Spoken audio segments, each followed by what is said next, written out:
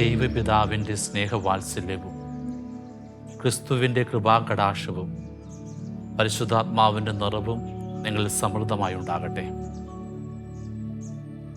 മനുഷ്യഹൃദയം മാംസളമായ ഒന്ന, അതിൽ ജീവൻ്റെ നാളം തെളിയേണ്ടതുണ്ട്. സ്നേഹവും കരുണയും ദൈവവുമൊക്കെ നിറഞ്ഞു കവിയേണ്ട ഒരിടമാ ഹൃദയം. ചിലപ്പോൾ ഈ സ്നേഹവികാരങ്ങളൊക്കെ താനെ ഇല്ലാതെയാകും. ജീവൻ്റെ നാളം കെട്ടണയും. മാംസളമായ ഹൃദയം പതിയെ പതിയെ കഠിനമാകും, കല്ലുപോലെ കഠിനമാകും. ചിലരുടെ ഹൃദയം കഠിനമല്ലേ? ഹൃദയം കഠിനമാക്കുന്ന മനുഷ്യർ രണ്ട് അപരാധങ്ങൾ ചെയ്യും. അവർ ദൈവത്തെ അവഗണിച്ചു കളയും, മനുഷ്യരെ തിരസ്കരിക്കും. അതെ, ഹൃദയം കഠിനമാക്കിയ മനുഷ്യർ ദൈവത്തിൻ്റെ കൽപ്പനകൾ അനുസരിക്കില്ല, അവൻ്റെ താക്കീതുകൾ ഗവനിക്കില്ല, ഹൃദയം കഠിനമാക്കി തന്നെ ജീവിക്കും.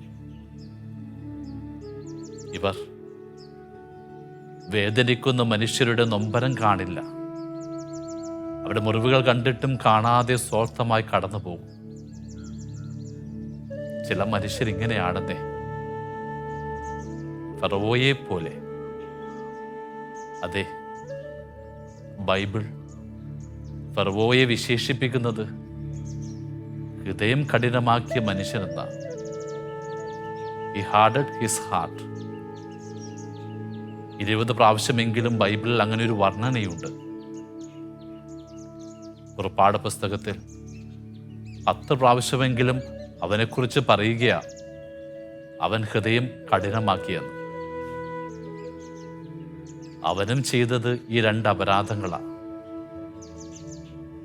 ദൈവത്തെ അവൻ ഗവനിച്ചില്ല. He rejected God's authority. പലവട്ടം ദൈവം അവൻ്റെ ജീവിതത്തിൽ ഇടപെടുമ്പോഴൊക്കെ അവൻ ഹൃദയം കഠിനമാക്കുകയാണ്. മോശയിലൂടെ ദൈവം പലവട്ടം അവനോട് ആവശ്യപ്പെടുന്നുണ്ട്, എൻ്റെ ജനത്തെ, ഇസ്രായേൽ ജനത്തെ വിട്ടുതരാൻ. അപ്പോൾ ഫറവോയുടെ പ്രതികരണം എങ്ങനെയാ? ഈ കർത്താവ് ആരാ?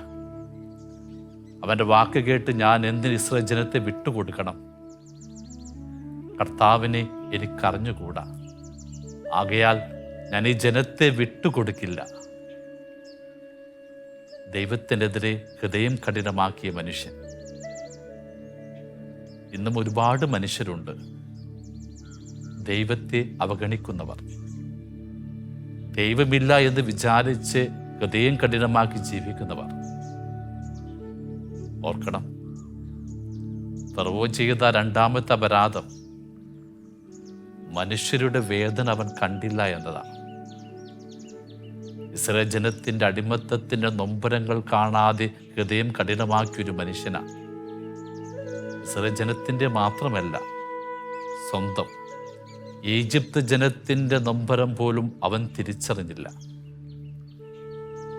മഹാമാരി വന്നപ്പോൾ നൈൽ നദിയിലെ ജലം രക്തമായിട്ട് മാറുന്നുണ്ട്. മത്സ്യങ്ങളൊക്കെ അതിൽ മരിച്ചു വീഴുന്നുണ്ട്. ചുറ്റും ദുർഗന്ധം വരുന്നുണ്ട്. 7 ദിവസത്തോളം ശുദ്ധജലം കിട്ടാതെ സ്വന്തം ജനം ഇങ്ങനെ അലയുന്നു, ദാഹാർദ്ധരാകുന്നു. അവർ പരാതിപ്പെട്ടിട്ടും ഹൃദയം കഠിനമാക്കി ഈ ഫറവോ സ്വന്തം കൊട്ടാരത്തിൽ മയങ്ങി വിശ്രമിക്കുന്നുവെന്ന വചനം പറയുന്നത്. അതെ, മനുഷ്യരുടെ ആകുലത കാണാനാകാത്ത വിധം അവൻ്റെ ഹൃദയം കഠിനമായിട്ട് മാറി. ഹൃദയം കഠിനമാക്കുന്ന മനുഷ്യർക്ക് അങ്ങനെയും ഒരു അപരാധം ചെയ്യാനാകും. വേദനിക്കുന്ന, നൊമ്പരപ്പെടുന്ന ഒരുപാട് മനുഷ്യർ ചുറ്റുമുണ്ടായാലും അവരെ കാണാതെ നിഷ്ക്രിയമായി ജീവിക്കുന്ന ഹൃദയകാഠിന്യമുള്ള മനുഷ്യര് നമ്മുടെ ചുറ്റുമില്ലേ?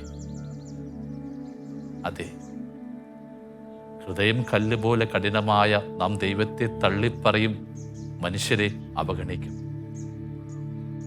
ഇങ്ങനെ നിർവികാരതയോടെ ജീവിക്കുന്ന മനുഷ്യരെ ഓർമ്മിപ്പിച്ചുകൊണ്ട് ക്രിസ്തു പറഞ്ഞ ഒരു ഉപമയുണ്ട്. നല്ല സമരിയക്കാരൻ്റെ ഉപമയാണത്. അവനത് പറഞ്ഞത് ഒരു നിയമജ്ഞനോടാണ്. നിയമജ്ഞനാരാ? പഴയ നിയമങ്ങൾ നന്നായി പഠിച്ച ഒരാളാണ്. പൊതുതർക്കങ്ങളിൽ പ്രാബല്യമുള്ളൊരുവനാ. ദൈവശാസ്ത്ര പണ്ഡിതനാ. അവൻ യേശുവിൻ്റെ അടുത്തേക്ക് കടന്നു വന്നിട്ട് വളരെ പ്രധാനപ്പെട്ട ഒരു ചോദ്യം ചോദിക്കുക. എല്ലാ മനുഷ്യരും ഉള്ളിൽ ഒളിച്ചിരിക്കുന്നൊരു ആത്മീയ ചോദ്യം, എല്ലാ മതങ്ങളും അന്വേഷിക്കുന്നൊരു ചോദ്യം. നിത്യജീവിതം പ്രാപിക്കുവാൻ ഞാൻ എന്ത് ചെയ്യണം? അതെ, എല്ലാ മനുഷ്യരുടെ ഉള്ളിലുമുണ്ട് ഈ ഒരു ചോദ്യത്തിൻ്റെ ഉത്തരം കിട്ടാൻ. നിത്യജീവിതം സ്വന്തമാക്കാൻ നമ്മൾ എന്ത് ചെയ്യണം? ആ ചോദ്യത്തിന് യേശു സ്നേഹത്തിൻ്റെ 2 കൽപ്പനകളാണ് പറയുന്നത്. ദൈവത്തെ സ്നേഹിക്കുക, പൂർണ്ണ ഹൃദയത്തോടെ, പൂർണ്ണ ആത്മാവോടെ, പൂർണ്ണ മനസ്സോടെ. നിന്നെപ്പോലെ തന്നെ നിന്റെ സഹോദരങ്ങളെ സ്നേഹിക്കുക. അതെ, ദൈവത്തിന് കൂടുതൽ പ്രാധാന്യം കൊടുക്കണം. മനുഷ്യർക്കും നിന്നെപ്പോലെ പ്രാധാന്യം കൊടുക്കണം. ഹൃദയം മാംസളമാകുമ്പോൾ നാം ദൈവത്തെ ഗവനിക്കുമെന്നേ, ദൈവത്തെ സ്നേഹിക്കുമെന്നേ. അവനോടും നാം സഹതാപം കാണിക്കും, അനുതാപം കാണിക്കും. ഈ 2 കൽപ്പനകൾ പറഞ്ഞതിന് ശേഷമാണ് യേശു ഈ നിയമജ്ഞനോട് നല്ല സമരിയക്കാരൻ്റെ ഉപമ പറഞ്ഞത്. അത് ആരംഭിക്കുന്നത് എങ്ങനെയാ? ജെറുസലേമിൽ നിന്നും ജെറൂക്കോയിലേക്ക് ഒരു മനുഷ്യൻ യാത്രയായിരുന്നു. ഈ ജെറുസലേം പർവ്വതത്തിന് മുകളിലുള്ളൊരു പട്ടണമാണ്. ജെറീക്കോ താഴ്വാരത്ത്, ചാവുകടലിൻ്റെ അടുത്ത്, ജോർദാൻ നദിയുടെ തീരത്താണ്. ഈ പർവ്വതത്തിൽ നിന്നും താഴേക്ക് വിശാലമായ വഴികളൊന്നുമില്ല. റോമക്കാർ പണിതൊരു ഇടുങ്ങിയ വഴിയാണ്. ഏകദേശം 17 മൈൽ ദൂരമുള്ളൊരു ഇടുങ്ങിയ വഴി. ആളുകൾക്ക് കൂട്ടമായിട്ടൊന്നും യാത്ര ചെയ്യാനാകില്ല, ഒറ്റപ്പെട്ട് യാത്ര ചെയ്യാനാകും. അതുകൊണ്ട് തന്നെ ആ വഴികളിലുടനീളം ഒരുപാട് അപകടങ്ങളുണ്ട്. കവർച്ചക്കാർ കാത്തിരിക്കും ആക്രമിക്കാൻ, കവർന്നെടുക്കാൻ. അതുകൊണ്ട് തന്നെ ഈ വഴിക്ക് സമീപവാസികൾ ഇട്ട പേര് ബ്ലഡി വേ എന്ന, രക്തപങ്കിലമായ വഴി. അനേകരുടെ രക്തം വീണ വഴിയാണത്. ആ സാമൂഹിക സാഹചര്യത്തെ അടിസ്ഥാനമാക്കിയാണ് ക്രിസ്തു ഈ സമരിയക്കാരൻ്റെ ഉപമ പറഞ്ഞത്.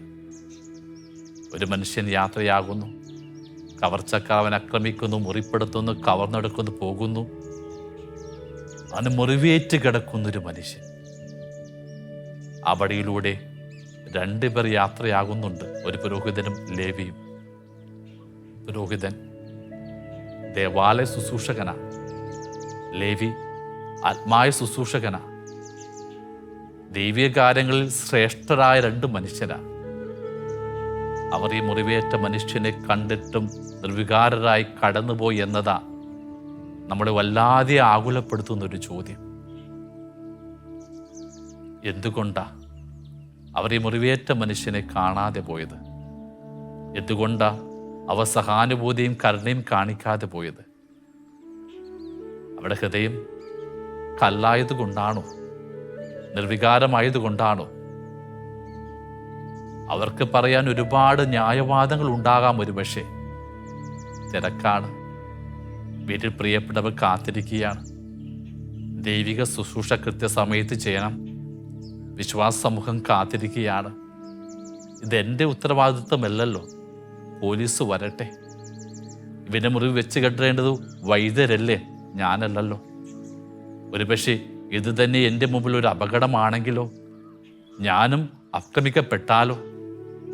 ഇങ്ങനെ ഒരുപാട് കാരണങ്ങൾ പറഞ്ഞ്, ന്യായവാദങ്ങൾ മനസ്സിൽ പറഞ്ഞ് സ്വയം ആശ്വസിച്ച് അവ കടന്നുപോയി. എന്നൊരുപാട് മനുഷ്യരുടെ ചേതുവികാരം ഇങ്ങനെയാണ്. അവരെൻ്റെ മുറിവേറ്റ ജീവിതത്തിലേക്ക് കടന്നു പോകാനാകാത്ത വിധം ഹൃദയം കഠിനമാക്കി സ്വന്തം സ്വാർത്ഥതയിൽ ഇങ്ങനെ ജീവിച്ച് കടന്നു പോകുന്ന മനുഷ്യർ അനേകരില്ലേ? ഓർക്കുകയാണ് ഒരു പെൺകുട്ടി ജോലി കഴിഞ്ഞ് നൈറ്റ് ഷിഫ്റ്റ് കഴിഞ്ഞ് സ്വന്തം അപ്പാർട്ട്മെൻറ്റിലേക്ക് വരികയാണ്. പ്രഭാതമാകാറായി. അടുക്കാറായപ്പോൾ ഒരു കവർച്ചക്കാരൻ അവളെ ആക്രമിക്കുക, അവളെ വല്ലാതെ മുറിപ്പെടുത്തുകയാണ്, കത്തികൊണ്ട് അവളെ കുത്തുകയാണ്. ഭയന്ന് വിറച്ചവൾ നിലവിളിക്കുന്നുണ്ട്, എന്നെ രക്ഷിക്കാൻ ആരെങ്കിലും വരണമേ എന്ന്. തൊട്ടടുത്തുള്ള മറ്റ് അപ്പാർട്ട്മെൻറ്റിൽ ലൈറ്റ് തെളിയുന്നുണ്ട്, പക്ഷെ ആരും പുറത്തേക്ക് വരുന്നില്ല. അവൾ വീണ്ടും വീണ്ടും ഇങ്ങനെ കരയുമ്പോൾ ഒരാൾ മാത്രം ജനൽ തുറന്നിട്ട് പറയുക, ആ കുട്ടിയെ വെറുതെ ഒന്ന് വിടുക. അത് കേട്ടതും ഈ മനുഷ്യൻ ഒന്ന് പിന്മാറുന്നുണ്ട്. ഉടനെ തന്നെ ജനൽ തുറന്നാൾ വാതിലടക്കുന്നു, ജനലടക്കുന്നു, ലൈറ്റ് ഓഫ് ചെയ്യുന്നു. അപ്പോൾ അകന്നുപോയി ഈ മനുഷ്യൻ വീണ്ടും വന്ന് വീണ്ടും അവൾ ആക്രമിക്കുക. പിന്നെ ആരോ പോലീസിനെ വിളിച്ചു. വന്നപ്പോഴേക്കും അവൾ വധിക്കപ്പെട്ടു. കവർച്ചക്കാരൻ രക്ഷപ്പെട്ടു. ഇതൊക്കെ അന്വേഷിച്ച ഡിറ്റക്റ്റീവിന് മനസ്സിലായി ഈ ക്രൂരകൃത്യത്തിന് സാക്ഷികളായി ഏകദേശം 38ഓളം വ്യക്തികൾ ഉണ്ടായിരുന്നുവെന്ന്. ആരും അവർ രക്ഷിക്കാൻ കടന്നു വന്നില്ല. പോലീസിനെ വിളിച്ചയാൾ പോലും ഒരു സുഹൃത്തിനോട് ചോദിച്ചതിന് ശേഷമാണ് പോലീസിനെ വിളിച്ചത്. അപ്പോഴേക്കും വൈകിപ്പോയി. നിങ്ങൾ എന്തുകൊണ്ട് ഇവളെ രക്ഷിക്കാൻ വന്നില്ലെന്ന് ചോദിച്ചപ്പോൾ എല്ലാവർക്കും പറയാൻ ഒരു ഉത്തരവുണ്ടായിരുന്നു, ഞാൻ എന്തിനാണ് മറ്റുള്ളവരുടെ കാര്യത്തിൽ ഇടപെടുന്നത്. കുറ്റവാളിയെ വിളിച്ചു. അയാളും ചോദിച്ചപ്പോൾ അയാൾ പറഞ്ഞത്, എനിക്കുറപ്പാ ആരും ഇടപെടാൻ വരില്ലെന്ന്, അതുകൊണ്ടാണ് ഞാനിങ്ങനെ ക്രൂരത ചെയ്തതെന്ന്. അയാൾക്ക് വധശിക്ഷ ലഭിച്ചു. പക്ഷേ നന്മ കാണിക്കാതെ സ്വന്തം സ്വാർത്ഥത ജീവിച്ച മനുഷ്യരെ ആരെയും ശിക്ഷിക്കാൻ നിയമങ്ങളില്ലല്ലോ. അവരെല്ലാവരും രക്ഷപ്പെട്ടു. ഈ ഒരു ദുരന്ത വാർത്തയ്ക്ക് ശേഷം സൈക്കോളജിസ്റ്റ് ഈ മനുഷ്യൻ്റെ മനോഭാവത്തിനിട്ടൊരു പുതിയ പേരുണ്ട്, കെറ്റി ജെനവസ് സിൻഡ്രോം. അതാ പെൺകുട്ടിയുടെ പേരാ, കെറ്റി ജെനവസ്. അവരുടെ പേരിൽ മനുഷ്യർക്കുള്ള നിർവികാരതയ്ക്ക് സൈക്കോളജിസ്റ്റ് പേരാ കെറ്റി ജെനവസ് സിൻഡ്രോം. അവരെൻ്റെ വേദനകൾ കണ്ടാലും കാണാതെ നിഷ്ക്രിയരായി കടന്നു പോകുന്ന മനുഷ്യർ പെരുകി പെരുകി വരെയാണെന്നേ.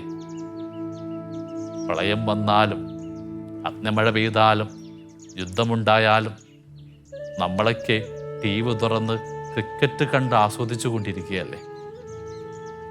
അടുത്ത വീട്ടിൽ ഒരാൾ പട്ടിണി കിടന്ന് മരിക്കുമ്പോഴും നമ്മൾ നമ്മുടെ വിഭവസമൃദ്ധമായ ഭക്ഷണമേശയിലിരുന്നു കൊണ്ട് റീൽസ് കണ്ട് സന്തോഷിക്കുകയല്ലേ. അപരൻ്റെ നൊമ്പരം കാണാനാകാത്ത വിധം നമ്മുടെ ഹൃദയം കഠിനമാണോ? അവർക്കുള്ള ഉത്തരമാണ് യേശു പറഞ്ഞ ആ നല്ല സമരിയക്കാരൻ. ഈ പുരോഹിതനും ലേവ്യയ്ക്കും ശേഷം സമരിയക്കാരൻ വരികയാണ്. ഈ മുറിവേറ്റ മനുഷ്യനെ കണ്ടപ്പോൾ അവൻ അലിവ് തോന്നിയെന്ന വചനം പറയുന്നത്. പതിയെ അവനവൻ്റെ മുറിവുകൾ വെച്ച് കെട്ടാൻ തുടങ്ങുന്നു. എണ്ണയും വീഞ്ഞും കൊണ്ട് അത് ശുദ്ധീകരിക്കുന്നു, സത്യത്തിലേക്ക് കൊണ്ടുപോകുന്നു. അവിടെ ആ രാവ് മുഴുവനും അവനെ ശുശ്രൂഷിക്കുക. പോകുന്നതിന് മുമ്പ് 2 വെള്ളി നാണയം കൊടുക്കുകയാണ്. ഇനിയും ചെലവുണ്ടെങ്കിൽ തരാമെന്ന് വാഗ്ദാനം ചെയ്യുകയാണ്. വീണ്ടും മടങ്ങി വരുമെന്ന പ്രതീക്ഷ കൂടി കൊടുത്തിട്ടാണ് അവൻ പോകുന്നത്. അതെ, ഹൃദയമുള്ള മനുഷ്യനായിരുന്നു ആ സമരിയക്കാരൻ. അവരെൻ്റെ വേദനകൾ കണ്ട് സ്വന്തം ജീവിതം മറന്ന് സഹായിച്ചവൻ. നമ്മളൊക്കെ ഈ സമരിയക്കാരനായിട്ട് മാറണമെന്ന യേശു ഓർമ്മിപ്പിക്കുന്നത്. അവരെൻ്റെ വേദനകൾ കാണാൻ, അവരെൻ്റെ മുറിവുകൾക്കൊരത്താണിയായി മാറാൻ നമ്മുടെ ഹൃദയം മാംസളമാണ്, അനുകമ്പയും കരുണയും നിറഞ്ഞ ഒരു ഹൃദയമാണ്. അവൻ്റെ ഹൃദയം വേണമെന്ന് യേശു ആഗ്രഹിക്കുന്നുണ്ട്. ഓർക്കുക,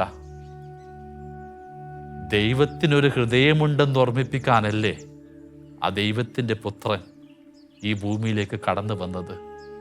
നല്ല സമരിയക്കാരനെ പോലെ ഈ ലോകത്ത് വേദനിക്കുന്ന, നൊമ്പരപ്പെടുന്ന, പാപത്തിൽ തകർന്ന് ജീവിതം നയിക്കുന്ന മനുഷ്യരെ വീണ്ടെടുക്കാൻ കടന്നു വന്ന നല്ല സമരിയക്കാരൻ. അവൻ പറഞ്ഞ വാക്ക്, അവൻ ചെയ്ത അത്ഭുതങ്ങളൊക്കെ അവൻ്റെ ഉള്ളിലുള്ള ഹൃദയത്തിലെ സ്നേഹത്തിൻ്റെ പ്രകാശനങ്ങളായിരുന്നില്ലേ?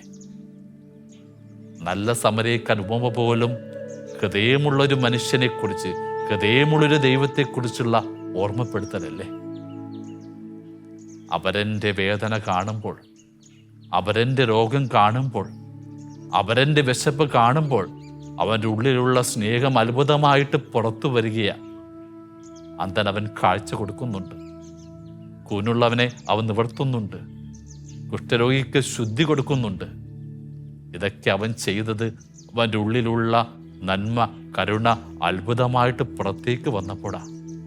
ഒടുവിൽ മാനവരാശിക്ക് വേണ്ടി ജീവിച്ച് കടന്നുപോയ അവൻ്റെ ഹൃദയത്തിലല്ല മനുഷ്യർ അവസാനം കൊടുത്ത മുറിവ്. കുരിശിൽ അവൻ കിടക്കുമ്പോൾ ഒരു പടയാളി അവൻ്റെ നെഞ്ചിലേക്കൊരു കുന്തം കൊണ്ട് മുറിവ് കൊടുക്കുന്നുണ്ട്. ആ നെഞ്ചിൽ നിന്നും ഒഴുകിയ രക്തം കൊണ്ട് അന്ധനായ പടയാളിക്ക് സൗഖ്യം കിട്ടുന്നുണ്ട്. അവസാനത്തെ മുറിവും ആശ്വാസവും സൗഖ്യവുമായിട്ട് മാറി. ഈ ക്രിസ്തു പറയുക, നമ്മളും അവരന് വേണ്ടി ഹൃദയത്തിൽ മുറിവേക്കുന്ന മനുഷ്യരായിട്ട് മാറണമെന്ന്. അതെ, മറ്റുള്ളവരെ സ്നേഹിക്കാനുള്ള ആദ്യത്തെ അടയാളം അവരന് വേണ്ടി മുറിവേക്കുന്നൊരു ഹൃദയം രൂപപ്പെടുത്തുക എന്നത് തന്നെയാണ്.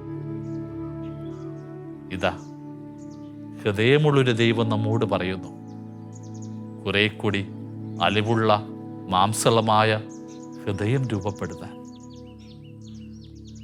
നമ്മുടെ ഹൃദയം മാംസളമാണോ, അതോ കല്ല് പോലെയുള്ളൊരു ഹൃദയമാണോ? കല്ല് പോലുള്ള ഹൃദയമാണെങ്കിൽ ദൈവത്തിൻ്റെ കൽപ്പന നമ്മൾ പാലിക്കില്ല. മനുഷ്യരുടെ നൊമ്പരം നാം കാണില്ല. നിഷ്ക്രിയരായി നമ്മളിങ്ങനെ ജീവിക്കും, ഫറവോയെപ്പോലെ. ഫറവോ ഹൃദയം കഠിനമാക്കി ദൈവത്തിൻ്റെ ശിക്ഷാവിധ ചോദിച്ചു വാങ്ങിയവനാണ്. അവൻ്റെ ഹൃദയകാഠിന്യം മൂലം കഴിഞ്ഞൂൾ സന്തതികളൊക്കെ വധിക്കപ്പെടുന്നുണ്ട്. അവൻ്റെ സ്വന്തം ജനം നശിക്കപ്പെടുന്നുണ്ട്. വല്ലാത്തൊരു ദുരന്തത്തിലേക്കാണ് അവൻ വീണുപോയത്. നമ്മുടെ ഹൃദയം കഠിനമാണെങ്കിൽ, ദൈവത്തിൻ്റെ കൽപ്പനകൾ പാലിക്കാതെ, അവരൻ്റെ നൊമ്പരങ്ങൾ കേൾക്കാതെ നമ്മളിങ്ങനെ കടന്നു പോവുകയാണെങ്കിൽ, ഫറവോയുടെ ജീവിതത്തിൽ സംഭവിച്ച അതേ ശിക്ഷാവിധി നമ്മുടെ ജീവിതത്തിലേക്കും, നമ്മുടെ തലമുറകളിലേക്കും, നമ്മുടെ കുടുംബ പാരമ്പര്യത്തിലേക്കും കടന്നു വരാൻ സാധ്യതയുണ്ടെന്നേ. ആകയാൽ ഫറവോയെ പോലെയല്ല, ആ നല്ല സമരിയക്കാരനെ പോലെ ജീവിക്കാനുള്ള ഹൃദയം തരണമേ എന്ന് പ്രാർത്ഥിക്കുക ഈ പ്രഭാതത്തിൽ. ഹൃദയം സ്നേഹം കൊണ്ട് നിറയണം. ആദ്യം ദൈവത്തോടുള്ള സ്നേഹം കൊണ്ടാണ്. എൻ്റെ ഹൃദയവും എൻ്റെ മനസ്സും എൻ്റെ ജീവിതം മുഴുവനും ദൈവസ്നേഹത്താൽ നിറയട്ടെ. അപ്പോൾ അവൻ്റെ കരുണാതമായ കൽപ്പനകൾ പാലിക്കാൻ നമുക്കാകും. ദൈവത്തിൻ്റെ സ്നേഹം നിറഞ്ഞാൽ സ്വാഭാവികമായി നമ്മൾ അവരൻ്റെ നൊമ്പരങ്ങൾ കാണും. നമ്മളെപ്പോലെ തന്നെ മറ്റുള്ളവരെ സ്നേഹിക്കാൻ തക്കവിധം നമ്മുടെ ഹൃദയം വിശാലമാകും. അപ്പോൾ നമുക്ക് നിത്യജീവിതം സ്വന്തമാക്കാനാകും. അതാണ് യേശു ആ നിയമജ്ഞനോട് പറഞ്ഞത്. നിനക്ക് നിത്യജീവിതം വേണമോ? നീ പഠിച്ച വേദപുസ്തകങ്ങളല്ല, നീ പ്രാർത്ഥിച്ച പ്രാർത്ഥനകളല്ല, നിന്റെ ഉപവാസങ്ങളല്ല, ഈ 2 കൽപ്പനകൾ നീ പാലിക്കണം. ദൈവത്തെ നീ പൂർണ്ണമായിട്ട് സ്നേഹിക്കൂ. മനുഷ്യരെ നിന്നെപ്പോലെ സ്നേഹിക്കൂ. സ്നേഹം കൊണ്ട് സ്വന്തമാക്കാൻ കഴിയുന്നൊരിടമാണെന്നേ സ്വർഗം, നിത്യജീവൻ. ആകയാൽ ദൈവമേ, എൻ്റെ ഹൃദയത്തെ നീ മാംസളമാക്കുക. അതിൽ ജീവൻ്റെ നാളമിങ്ങനെ ജ്വലിക്കട്ടെ. അതിൽ സ്നേഹമിങ്ങനെ നിറഞ്ഞു കവിയട്ടെ. ആ സ്നേഹം ദൈവത്തിങ്കിലേക്കും മനുഷ്യരിലേക്കും പടരട്ടെ. അപ്പോൾ ഞാൻ നല്ലൊരു സമരിയക്കാരനാകും. അങ്ങനെ ഒരു സമരിയക്കാരനായി ജീവിക്കാനുള്ള ആർജവത്തിന് വേണ്ടി, കരുത്തിന് വേണ്ടി നമ്മൾ പ്രാർത്ഥിക്കുക. നോക്കുക, ദൈവം നമുക്കായിട്ടൊരു പ്രഭാതം അനുവദിച്ചു തന്നിരിക്കുക. ദൈവത്തിൻ്റെ കരുണയുള്ള ഈ ദിവസം നാം ഒരുപാട് മനുഷ്യരെ കണ്ടുമുട്ടും. ജെറുസലേമിൽ നിന്നും ജെറീക്കോയിലുള്ള വഴിയിൽ മുറിവേറ്റ ഒരുപാട് മനുഷ്യരെ കണ്ടതുപോലെ നമ്മുടെ അനുദിന ജീവിതത്തിൽ നാം കാണാൻ സാധ്യതയുള്ള ഒരുപാട് വ്യക്തികളുണ്ടെന്നേ. ശരീരത്തിൽ അവർ മുറിവേറ്റ മനുഷ്യരായിരിക്കില്ല, എന്നാൽ ആന്തരികതയിൽ ഒരുപാട് വേദനയുടെ കടന്നു പോകുന്ന മുറിവേറ്റ മനുഷ്യർ വഴിയിലല്ല, നമ്മുടെ കുടുംബത്തിൽ തന്നെ ഉണ്ടാകും. നാം അവഗണിക്കുന്ന നമ്മുടെ മാതാപിതാക്കളാകാം, നാം അകറ്റി നിർത്തുന്ന നമ്മുടെ മക്കളാകാം, നാം കാർക്കശ്വത പെരുമാറുന്ന നമ്മുടെ ജീവിത പങ്കാളിയാകാം, നമ്മുടെ സ്നേഹിതരാകാം. അവരുടെ ഉള്ളിലെ മുറിവുകൾ കാണാനും സ്നേഹം കൊണ്ട് അവരെ സൗഖ്യപ്പെടുത്താനും നല്ലൊരു സമരിയക്കാരനാകാൻ ഇതാ ദൈവം ഒരു ദിവസം കൂടി നമുക്ക് അനുവദിച്ചു തന്നിരിക്കുക. ദൈവത്തിന് നന്ദി പറയുക. കുറെ കൂടി അലിവോടെ ഹൃദയമുള്ളൊരു മനുഷ്യനായി ജീവിക്കുവാൻ ദൈവം തന്ന ഒരു ദിവസത്തിന് നന്ദി പറയുക. അങ്ങനെ അവരെന്നെ സ്നേഹിച്ച്, ദൈവത്തെ സ്നേഹിച്ച് നമ്മൾ ഈ ഭൂമി വിട്ട് നിത്യജീവിതത്തിലേക്ക് പ്രവേശിക്കുമ്പോൾ ദൈവം നമ്മളെ നോക്കി പറയും, ഇതാ ഹൃദയമുള്ളൊരു മനുഷ്യനെന്ന്. നമ്മുടെ ഹൃദയം എങ്ങനെയാ? കല്ലാണോ, കരുണ നിറഞ്ഞ മാംസളമോ ഒരിടമാണോ? കല്ലാണെങ്കിൽ അപരൻ്റെ വേദന നമ്മൾ കാണില്ല. അനുദിനം പത്രത്തിലൂടെ, സോഷ്യൽ മീഡിയയിലൂടെ നാം കേൾക്കുന്ന ദുഃഖവാർത്തകൾ നമ്മൾ അസ്വസ്ഥപ്പെടുത്തുന്നില്ല എങ്കിൽ, അപരൻ്റെ വിശപ്പ് നമ്മുടെ ഭക്ഷണത്തിൻ്റെ സ്വാദ് കെടുത്തുന്നില്ല എങ്കിൽ, നമ്മുടെ ഹൃദയത്തിന് എന്തോ സംഭവിച്ചിട്ടുണ്ട്. മാംസളമല്ല, കല്ല് തന്നെയാണ്. ഹൃദയം കഠിനമാക്കി നാം നിത്യതയുടെ വാതിൽ മുട്ടിയാൽ അവിടുന്ന് നമുക്കായ വാതിൽ തുറന്നു തരില്ലെന്നേ.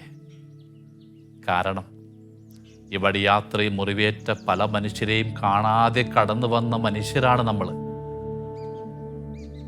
ആകയാൽ ഹൃദയം കുറെ കൂടി സ്നേഹം കൊണ്ട് നിറയട്ടെ, അലിവ് കൊണ്ട് നിറയട്ടെ. ഇനിയും നാം വഴിയാത്രയിൽ പല മനുഷ്യരെയും കാണും. അത് ദൈവം നമുക്ക് വേണ്ടി ഒരുക്കി വെച്ച പരീക്ഷണങ്ങളാണ്. നമ്മുടെ ഹൃദയം അലിവ് കൊണ്ട് സ്നേഹം കൊണ്ട് നിറഞ്ഞൊന്നാണോ എന്ന് തിരിച്ചറിയാൻ അവൻ ഒരുക്കുന്ന പരീക്ഷണങ്ങൾ. ആകയാൽ നല്ല മനുഷ്യനെ പോലെ, ആ നല്ല സമരിയക്കാരനെ പോലെ വേദനിക്കുന്ന മനുഷ്യർക്ക് നമുക്കൊരു അത്താണിയായിട്ട് മാറാം. എന്നിട്ട് സ്വർഗത്തിൻ്റെ വാതിൽ തുറന്ന് ഉള്ളിലേക്ക് കടക്കാം. കാരണം നിത്യജീവൻ ക്രിസ്തു നമുക്ക് വാഗ്ദാനം ചെയ്തത് ദൈവത്തെയും മനുഷ്യരെയും സ്നേഹിക്കുന്നവർക്ക് വേണ്ടിയാ. ആ സ്നേഹമാകട്ടെ സ്വർഗം തുറക്കാനുള്ള താക്കോൽ. സ്തുതിയായിരിക്കട്ടെ.